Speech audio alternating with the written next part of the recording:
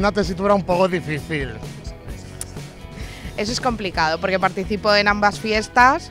Pues jo que sé que les dues coses m'agraden, perquè és lo típic d'aquí i els moros m'agraden molt. I si és la Setmana Santa, pues també.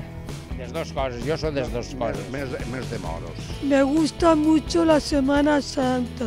Yo soy muy de Semana Santa, pero creo que si pongo la balanza me decanto más por los moros y cristianos. Y yo salí antes, muchísimos años, que mi abuelo me apuntó el Cristo de la Caída.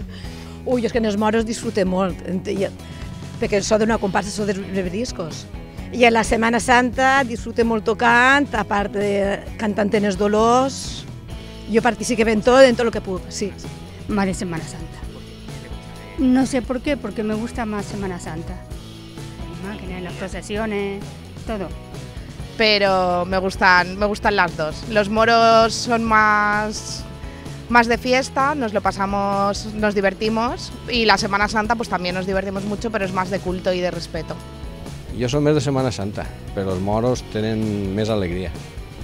De la Setmana Santa les imatges, per supost, la serietat dels professors que se fan aquí, i dels moros pues, la vistositat dels trajes, la música sobretot, i l'alegria que lleva la festa en si.